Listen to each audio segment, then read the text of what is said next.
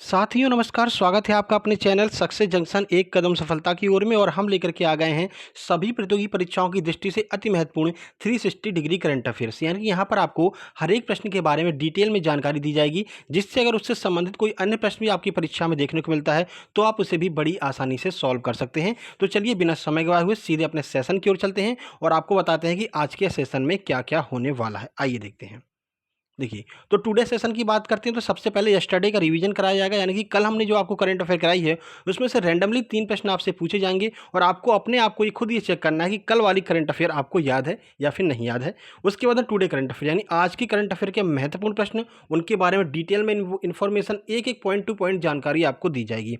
उसके बाद है मध्य प्रदेश करंट अफेयर। तो मध्य प्रदेश करंट अफेयर की आज जितने भी प्रश्न बने होंगे उनके बारे में आपको फुल डिटेल में जानकारी दी जाएगी। उसके बाद में स्टैटिक जीके का आपको पता है हर एक परीक्षा के लिए स्टैटिक जीके सबसे ज़्यादा महत्वपूर्ण होती है। जैसा कि आपने एमपीपीएससी में देखा है, स्टैटिक जीके के लगभग 30 से 40 प्रश्न आपको देखने को मिले थे। तो स्टैटिक जीके को हम यहाँ कवर कर रहे होंगे। उसके बाद में एक हिस्टोरिकल प्लेस आज हम यहाँ पर कवर करने वाले हैं, जो कि एमपी का 64 योगिनी मंदिर है, कहाँ कहाँ पर है, क्या क्या विशेषता है, उसको भी हम यहाँ पर कवर करेंगे। जैसा कि आपको पता है डेली बेस पर हम यहाँ पर जो आपका 5वां नंबर है, जहाँ आज आप एक हिस्टोरिक प्लेस कवर कर रहे हैं, यहाँ पर डेली कुछ ना कुछ नया अपडेट आता रहेगा। आज हिस्टोरिकल प्लेस है, अगले दिन हो सकता है कोई योजना हो, अगले दिन हो सकता है कोई पुरस्कार हो। ठीक है, तो ये नया इनिशिएट हमने यहाँ पर ऐड किया है आपके इस करंट अफेयर के चैनल में। उसके बाद में बात करते हैं तो होमवर्क विद स्क्रीनशॉट, यानी कि डेली हम आपसे एक प्रश्न पूछते हैं, उसका जवाब जो लोग भी देते हैं उनका नाम आपको लास्ट में स्क्रीन पर दिखाई देता है। उसके बाद टुडे होमवर्क, यानी आज भी हम आपसे एक सिंपल सा प्रश्न पूछने वाले हैं, जिसका जवाब देने पर कल वाली वीडियो में आपका नाम भी आएगा। अब आपको बता दें केवल 90 दिन हमारे पास में बचे हुए हैं। तो ये जो करंट अफेयर की क्लास है ये आपके लगभग सभी यूनिट को कवर कर रही है।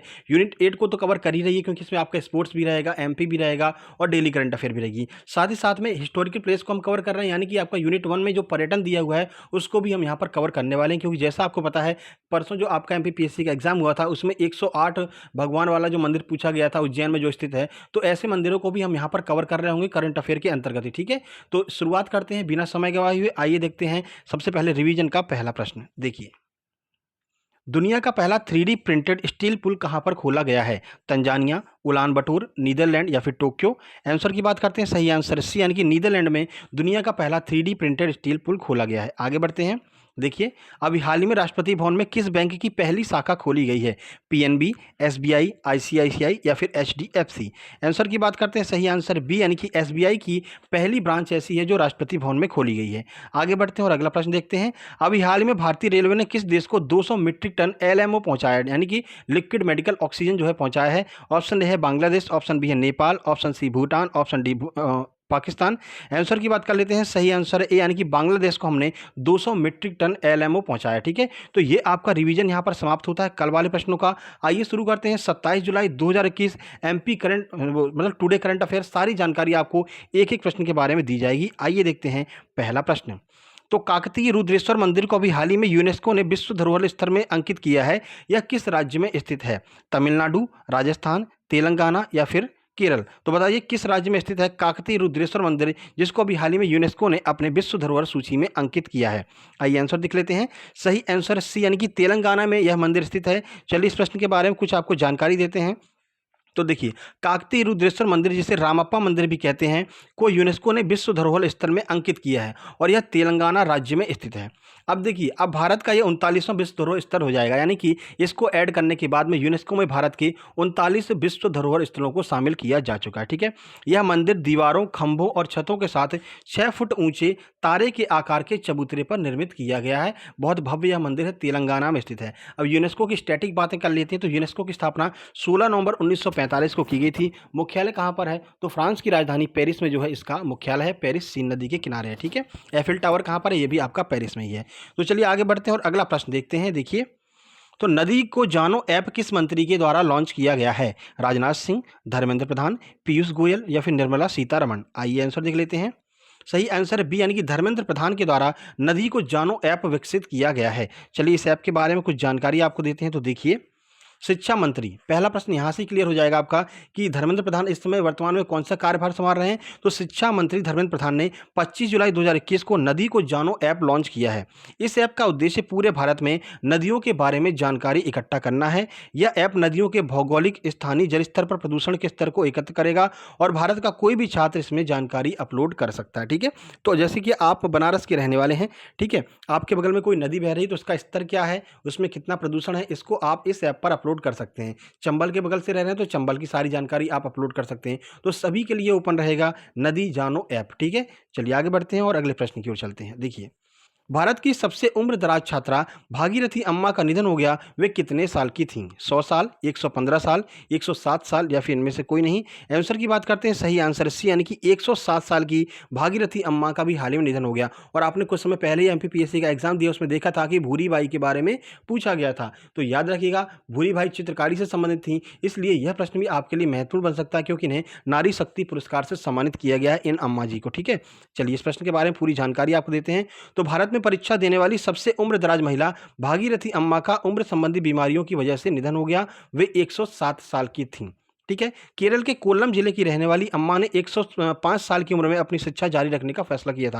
यानी जब वो 105 साल की हो गई थी तब भी उन्होंने ये सोचा कि हमको अपनी शिक्षा जारी रखना है। ठीक है, इससे पहले अम्मा ने 9 साल की उम्र में ही तीसरी कक्षा में औपचारिक शिक्षा छोड़ दी थी। तो तीसरी कक्षा तक ये अम्मा पढ़ी हुई थी 9 साल की उम्र तक। इसके बाद में इन्होंने अपनी पढ़ाई को छोड़ दी थी। 105 साल में इन्होंने फिर से अपनी पढ़ाई को स्टार्ट किया था। महिला सशक्तिकरण की दिशा में उनकी असाधारण योगदान के लिए भारत सरकार के द्वारा प्रतिष्ठित नारी शक्ति पुरस्कार से इनको सम्मानित किया गया है। इसलिए इस प्रश्न पर आप स्टार लगा लीजिए। देखिए, यूनिट 8 को आप अभी से ही कवर करके चलेंगे तभी आपका कवर हो पाएगा, क्योंकि एमपीपीएससी 2021 में मात्र 3 महीने का समय आपके पास में बचा है और आपने पेपर का स्तर तो देख ही लिया कि किस तरह से प्रश्न आपके एग्जाम में आ रहे हैं। ठीक है, पूरा बदल कर ही रख दिया इस बार एमपीपीएससी को। तो उसी को बेस बना करके हम यहाँ पर आपके लिए करंट अफेयर, साथ ही साथ में प्रैक्टिस सेट बाकायदा, और आज से हम आपकी क्लास भी स्टार्ट कर रहे हैं।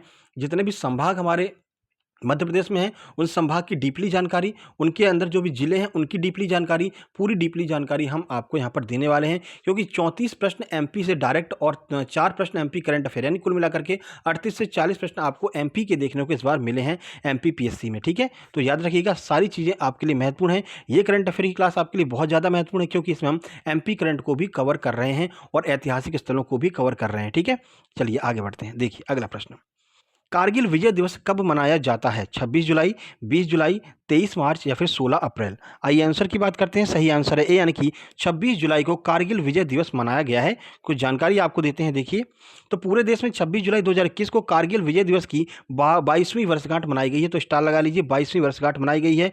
यह दिन 1999 में ऑपरेशन विजय में भारतीय सशस्त्र बलों की जीत का प्रतीक है, जब उन्होंने कारगिल सेक्टर में कुछ चौकियों से पाकिस्तानी सेनाओं के जो है घुसपैठिए आ गए थे, उनको खदेड़ दिया था। मतलब कुछ ही भारतीय सैनिक थे और पाकिस्तान के इतने सारे घुसपैठिए आ गए थे, उनको मार करके भगा दिया था। भारत 2021 में बांग्लादेश मुक्ति का स्वर्णिम विजय वर्ष भी मना रहा है। तो ये भी आप याद रखिएगा, 2021 में बांग्लादेश जो है मुक्ति का स्वर्णिम विजय वर्ष मनाया जा रहा है। चौरा चौरी कांड का भी यहाँ पर जो है विजय वर्ष यहाँ पर मनाया जा रहा, मतलब चौरा चौरी कांड का यादगार दिवस यहाँ पर मनाया जा रहा है। ये भी आपको याद रखना है, अभी एमपीपीएससी ने पूछ लिया था। ठीक है, तो ऐसे ही प्रश्न आपके बनेंगे, उसी लिए हम जो है आपकी नवंबर 2021 की बेहतरीन तैयारी हम यहाँ पर आपकी करा रहे हैं। ठीक है, तो करंट अफेयर लेना बिल्कुल मत भूलिएगा। देखिए, किस योजना के तहत केंद्रीय मंत्री अमित शाह ने असम में 100 चयनित कोविड-19 पीड़ितों के परिजनों को 1-1 लाख रुपए के चेक प्रदान किए हैं? प्रार्थना अचोनी, नाडू विडू, बीहू परौनी या फिर इनमें से कोई नहीं? चलिए आंसर देख लेते हैं। सही आंसर ए यानी कि प्रार्थना अचोनी योजना के अंतर्गत यहाँ पर जो है अमित शाह ने जो है इन लोगों को 1-1 लाख रुपए के चेक वितरित किए हैं। देखिए, तो केंद्रीय मंत्री अमित शाह ने 25 जुलाई 2021 को तामलूर मेडिकल कॉलेज और अस्पताल की आधारशिला रखी। वे इस समय आसाम के दौरे पर हैं। ठीक है, तो अमित शाह जी इस समय असम के दौरे पर हैं, तो विभिन्न चीज़ों का यहाँ पर उद्घाटन करेंगे ही करेंगे। ठीक है, उन्होंने असम सरकार की प्रार्थना अचौनी के तहत 100 चयनित कोविड-19 पीड़ितों के परिजनों को 1-1 लाख रुपए के चेक यहाँ पर वितरित किए हैं। ठीक है, तो बस आपको नाम याद रखना, योजना का क्या नाम है? प्रार्थना अचौनी, असम की योजना है। ठीक है, आगे बढ़ते हैं। देखिए, कौन सा देश फेसबुक के विकल्प के रूप में जोगा जोग नाम का एक सोशल मीडिया प्लेटफॉर्म विकसित कर रहा है?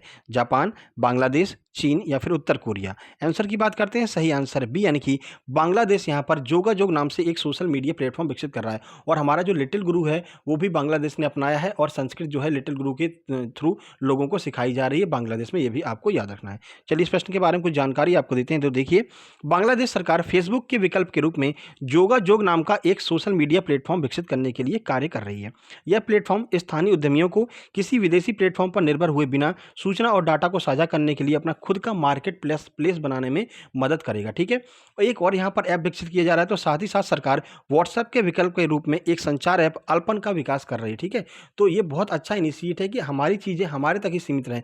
अभी आप व्हाट्सएप पर या फिर फेसबुक पर कोई चीज़ अगर आप शेयर करते हैं तो वो अब सिक्योरिटी इतनी नहीं है ठीक है, क्योंकि वो सारी चीज़ें अमेरिका के थ्रू यहाँ पर ऑपरेट हो रही हैं। अब बांग्लादेश ने यहाँ पर कदम उठाया कि सारी चीज़ें बांग्लादेश के बनाए हुए ऐप के माध्यम से ही यहाँ पर ऑपरेट होंगी। आगे बढ़ते हैं, तो यहाँ से शुरू करते हैं हम 27 जुलाई 2021 एमपी करंट अफेयर के महत्वपूर्ण प्रश्न। आइए देखते हैं पहला प्रश्न, लड़कियों और महिलाओं की सुरक्षा के लिए स्पेशल 40 दस्ता किस शहर के द्वारा शुरू किया गया है? भोपाल, ग्वालियर, जबलपुर, इंदौर। आइए आंसर देख लेते हैं। सही आंसर डी यानी कि इंदौर के द्वारा जो स्पेशल 40 दस्ता यहाँ पर चालू किया गया है। अब ये स्पेशल 40 दस्ता क्या है, आइए आपको कुछ बताते हैं। देखिए, तो मध्य प्रदेश में इंदौर पुलिस ने नाबालिग लड़कियों को यौन अपराधियों से बचाने और महिलाओं के खिलाफ अपराधों पर अंकुश लगाने के लिए 40 सदस्यीय महिला दस्ते स्पेशल 40 का गठन किया है। जैसे आपने स्पेशल 26 मूवी देखी थी ना, वैसे ही यहाँ पर स्पेशल 40 यहाँ पर दस्ते का गठन किया गया है। यह पुलिस के लिए जानकारी एकत्रित करेगा और सुरक्षा उपायों के रूप में त्योहारों, मेलों और अन्य समारोहों में तैनात किया जाएगा स्पेशल 40 को।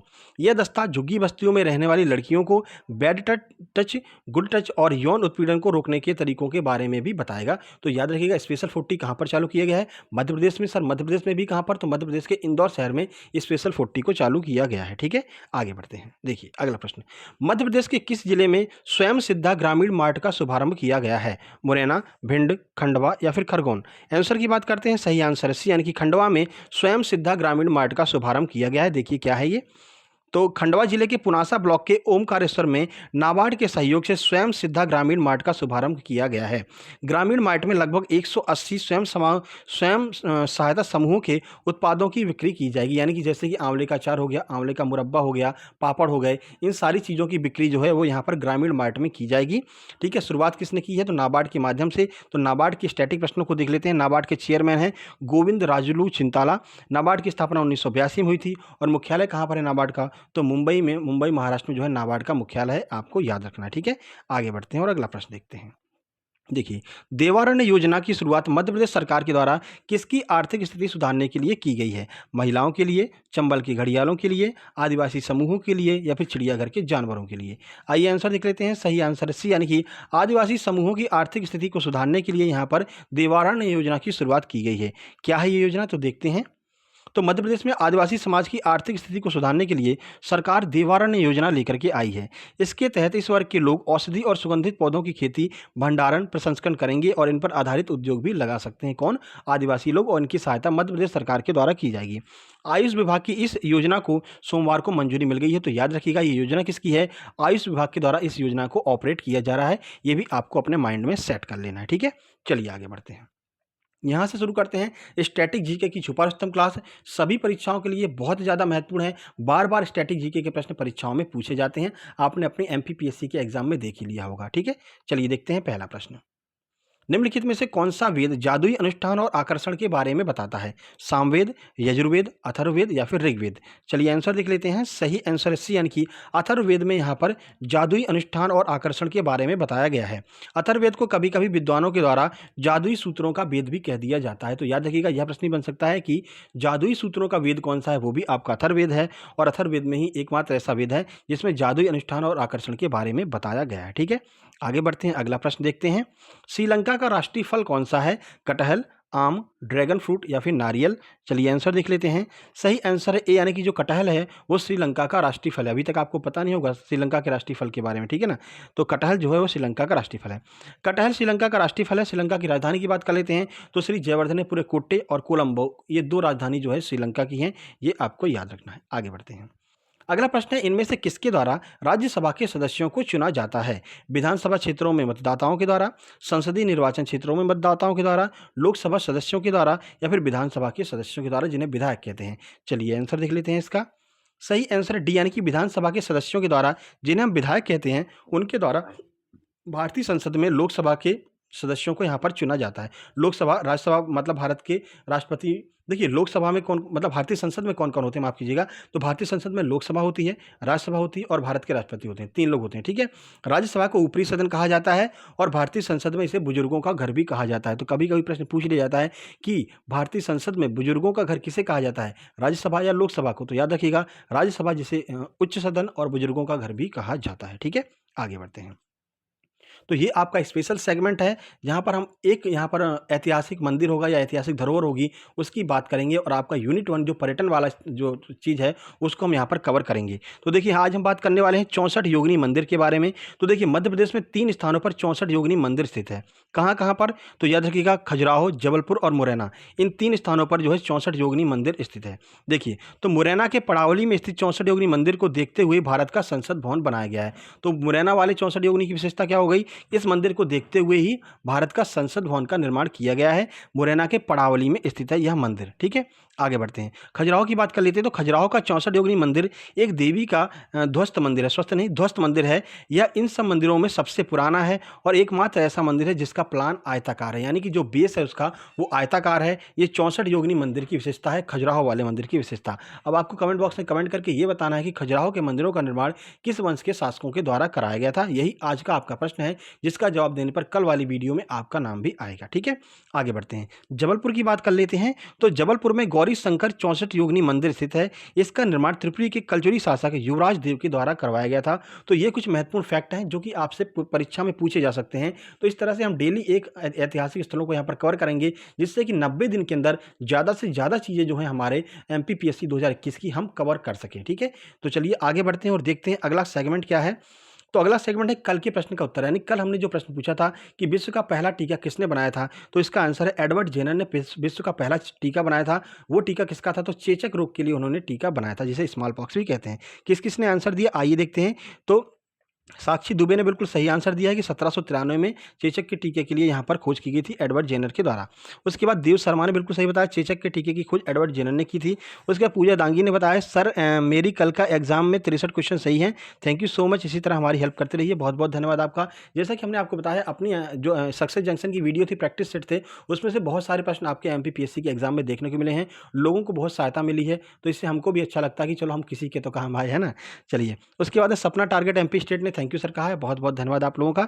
चलिए आगे बढ़ते हैं और देखते हैं आज का प्रश्न, जिसे आपको कमेंट बॉक्स में कमेंट करना है। तो जो हमने आपको बताया खजुराहो के मंदिरों का निर्माण किन शासकों के द्वारा करवाया गया था, कमेंट बॉक्स में कमेंट कीजिएगा। बाकी आपको पता है डेली 12:30 बजे हम आपके लिए प्रैक्टिस सेट लेकर के आते हैं और कुछ नई चीज़ें यहाँ पर नए वीडियो हम लेकर के आपके लिए आने वाले हैं। तो कल हमने अपलोड किया था टोक्यो ओलंपिक के एमसीक्यू, जो महत्वपूर्ण एमसीक्यू हैं। टोक्यो ओलंपिक की शुरुआत हो गई, तो शुरुआत से जो एमसीक्यू बनेंगे, जो बेसिक और स्टैटिक होंगे, वो यहाँ पर हम कल पहला पार्ट लेकर के आ गए हैं। इसका सेकंड पार्ट आएगा जब आपका ओलंपिक खत्म हो जाएगा, ठीक है, 8 अगस्त को। फिर हम आपको बताएंगे पहला कौन रहा, दूसरा कौन रहा, ये सारी जानकारी हम आपको देंगे। ये वीडियो पसंद आए, वीडियो को लाइक कीजिए, दोस्तों के पास शेयर कीजिए, चैनल को सब्सक्राइब करके नोटिफिकेशन बेल जरूर दबा लीजिए और इसकी पीडीएफ के लिए हमारा टेलीग्राम चैनल सक्सेस जंक्शन जरूर ज्वाइन कर लीजिएगा। और आपको बता दें कि प्रैक्टिस सेट जो है वो आपके नॉलेज जंक्शन नाम के चैनल पर होंगे, जिसकी लिंक आपको डिस्क्रिप्शन बॉक्स में दी गई है। तो वहाँ पर जाकर के आप उसको ज्वाइन कर लीजिए। और थ्योरी क्लास आज से आपकी स्टार्ट हो रही है एमपीपीएससी 2021 और एमपी पुलिस के लिए। जल्द ही मिलते हैं 12:30 बजे, तब तक के लिए नमस्कार, धन्यवाद।